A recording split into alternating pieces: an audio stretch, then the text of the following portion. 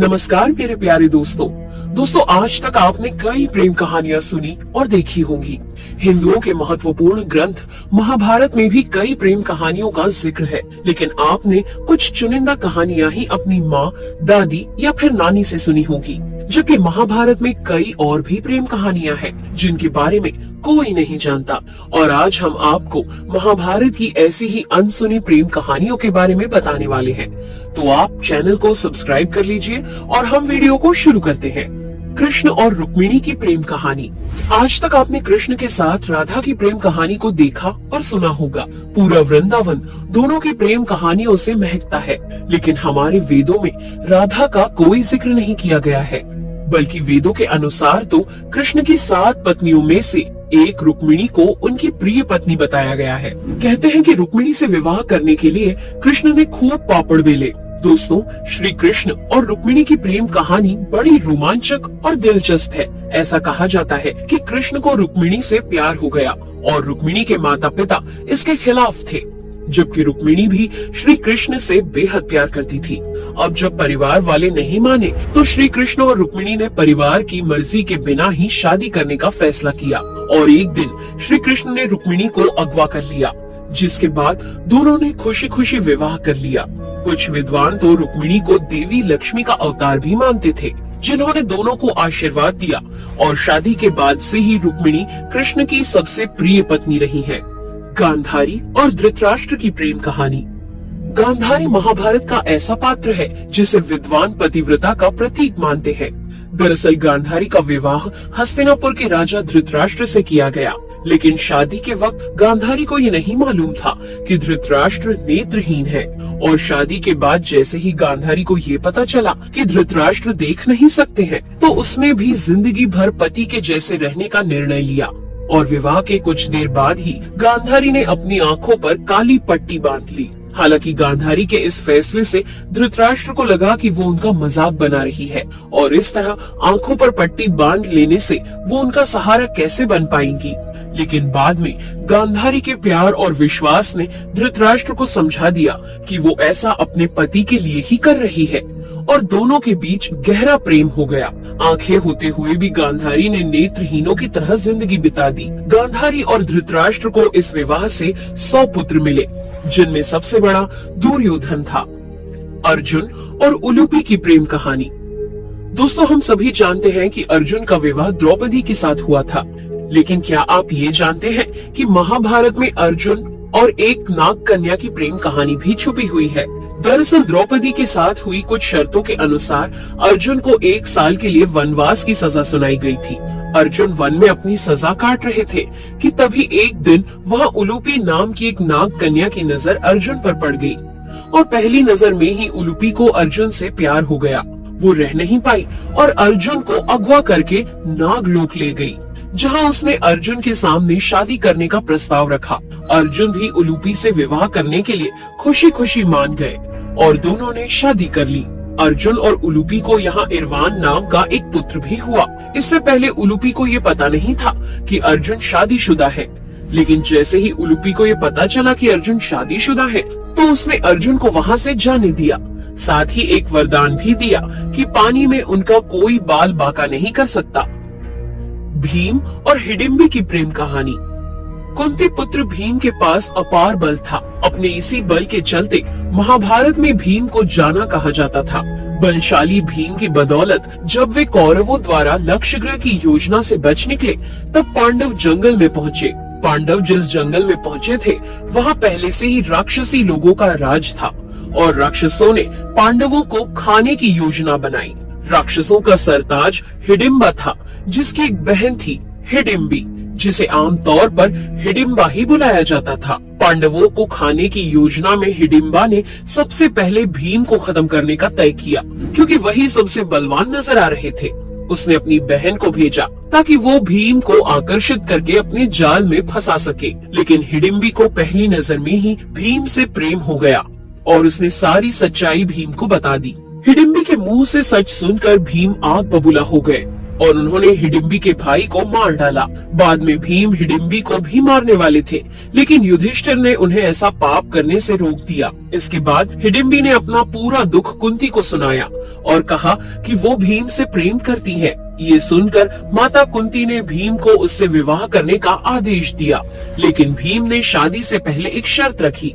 भीम ने हिडिंबी से कहा कि वो उससे शादी तो कर लेंगे, लेकिन उसके साथ तभी तक रहेंगे जब तक उनको एक पुत्र नहीं हो जाता, और हिडिंबी ने इस शर्त को मान लिया। इसके बाद हिडिंबी से भीम की शादी हो गई और कुछ समय बाद उन्हें पुत्र की प्राप्ति हुई। हिडिंबी का पुत्र भी भीम की तरह ही बेहद ताकतवर और तेजस्वी था, जिसका नाम घटोत्कच रखा गया। बाद में भीम ने दोनों को छोड़ दिया, लेकिन जब महाभारत का युद्ध हुआ तो पांडवों की तरफ से घटोत्कच ने युद्ध में बहुत तबाही की और कौरवों को नुकसान पहुंचाया। सत्यवती और ऋषि पारशर की प्रेम कहानी। ऋषि पारशर मशहूर और दिव्य शक्तियों के धनी थे और सत्यवती की सुंदरता इतनी ज्यादा थी कि कोई भी उसे देखकर पल भर में ही उसका दीवाना हो जाया करता था। एक बार की बात है, जब महर्षि पारशर नदी पार करने के लिए निकले, तब उन्होंने सत्यवती को देखा जो उन्हें नदी पार कराने वाली थी। इसके बाद पाराशर ऋषि ने सत्यवती से कहा कि वो उनके साथ सहवास करना चाहते हैं और उन दोनों की रचना अनैतिक संबंध से एक संतान के जन्म के लिए ही की गई है, जिस पर पहले तो सत्यवती ने मना किया, लेकिन बाद में 3 शर्तों के साथ सत्यवती ने ऋषि पाराशर की बात मान ली। तीनों शर्तों में सत्यवती की पहली शर्त थी कि उन्हें शारीरिक संबंध बनाते समय कोई न देखे, जिसके बाद ऋषि पाराशर ने एक कृत्रिम गोला बनाया जिसमें उन दोनों के सिवाय कोई तीसरा नहीं आ सकता था। सत्यवती की दूसरी शर्त थी कि उसके कुंवारेपन पर कोई दाग न लगे, तो ऋषि ने सत्यवती को वरदान दिया कि जब वो संतान को जन्म देगी तो उसके तुरंत बाद ही उसकी कौमार्यता जैसी है वैसी ही हो जाएगी। अब सत्यवती की तीसरी शर्त थी कि उसके शरीर से आने वाली मछली जैसी दुर्गंध को बदलकर एक अद्भुत खुशबू में बदल दे। और जैसे ही सत्यवती की तीसरी शर्त पूरी हुई, उसमें से एक अद्भुत खुशबू आने लगी और इस तरह दोनों के बीच शारीरिक संबंध बने। और पूरे 9 महीने के बाद सत्यवती के गर्भ से महाभारत के रचयिता वेद व्यास जी ने जन्म लिया। अर्जुन और सुभद्रा की कहानी। सुभद्रा के भाई गधा और अर्जुन दोनों द्रोणाचार्य के शिष्य थे। एक बार जब अर्जुन अपने मित्र कृष्ण से मिलने के लिए गए तो उनकी मुलाकात सुभद्रा से हुई। पहली नजर में ही दोनों एक दूसरे की तरफ काफी आकर्षित हुए और कुछ समय के बाद ही दोनों के बीच प्रेम हो गया। लेकिन परेशानी तब आती है जब सुभद्रा की शादी दुर्योधन से होने वाली थी। अब क्योंकि श्री कृष्ण सुभद्रा और अर्जुन की प्रेम कहानी से वाकिफ थे, इसलिए उन्होंने अर्जुन को सुभद्रा के साथ भगाकर शादी करने की सलाह दी, जिसके बाद अर्जुन ने ऐसा ही किया और दोनों ने भागकर एक दूसरे से शादी कर ली। इस विवाह से अर्जुन और सुभद्रा का एक बेटा हुआ, जिसे हम अभिमन्यु के नाम से जानते हैं। सत्यवती और शांतनु की कहानी। ऋषि पाराशर के वरदान के बाद सत्यवती से ऐसी सुगंधित खुशबू आया करती थी जिसे 9 मील दूर से भी सूंघा जा सकता था। शांतनु और सत्यवती के प्रेम की वजह भी ये खुशबू ही बनी। दरअसल शांतनु और सत्यवती की मुलाकात जंगल में हुई, जहाँ वे शिकार करने के लिए गए थे। काफी दूर से ही शांतनु को सत्यवती से आने वाली महक ने मोहित कर लिया और वो इस खुशबू की तरफ खींचे चले आए। तो उन्होंने देखा कि नाव पर एक कन्या बैठी हुई है जो बेहद ही खूबसूरत है और उसके शरीर से ही ये महक आ रही है। इसके बाद शांतनु सत्यवती की नाव में बैठ गए और उनसे नदी पार कराने के लिए कहा। नदी के किनारे जाने के बाद ही शांतनु ने फिर से नदी के इस पार आने की इच्छा रखी और इस तरह से 3 से 4 चक्कर हो गए।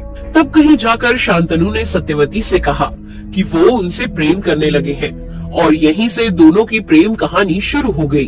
बाद में सत्यवती ने उनसे कहा कि वे उसके पिता से हाथ मांगे। जब शांतनु सत्यवती का हाथ मांगने गए तो सत्यवती के पिता ने शर्त रखी कि सत्यवती से होने वाला पुत्र सिंहासन का उत्तराधिकारी बनेगा। ये सुनकर शांतनु वापस चले आए, लेकिन बाद में सत्यवती के पिता शादी के लिए राजी हो गए और उन दोनों ने हंसी खुशी शादी कर ली। गंगा और शांतनु की कहानी। ये कहानी आपने शायद ही कहीं पढ़ी या सुनी होगी, क्योंकि यहाँ हम आपको गंगा और शांतनु की अनसुनी प्रेम कहानी के बारे में बताने वाले हैं। शांतनु यानी हस्तिनापुर कुरु के राजा एक बार की बात है, जब शांतनु जंगल में भ्रमण करने के लिए निकले तो उन्हें गंगा नदी के किनारे सफेद कपड़ों में एक बेहद सुंदर लड़की दिखाई पड़ी। वो इतनी ज्यादा खूबसूरत लड़की थी कि शांतनु से रहा नहीं गया और शांतनु को उससे प्यार हो गया।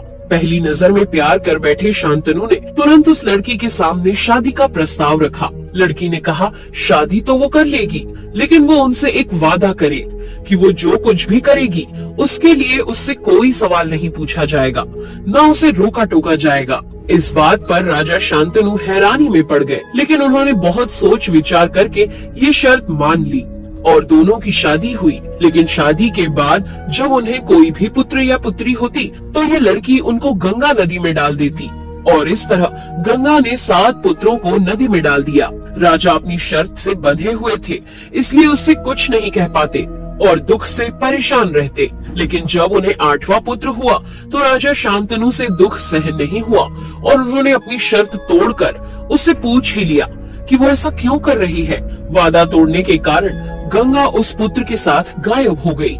लेकिन जाते जाते गंगा ने शांतनु से वादा किया कि वो उनका ये बेटा सही समय आने पर लौटा देगी और इस तरह पूरे 18 साल बाद राजा का अपने 8वें पुत्र से मिलन हुआ। ये कोई और नहीं बल्कि भीष्म पितामह थे। तो दोस्तों, ये थी महाभारत की कुछ अनसुनी प्रेम कहानियाँ। अगर ये प्रेम कहानियाँ आपने पहली बार सिर्फ हमारे चैनल पर सुनी है तो वीडियो को लाइक करें और शेयर करें। साथ ही इसी तरह की कहानियों का आनंद उठाने के लिए हमारे चैनल को सब्सक्राइब भी करें।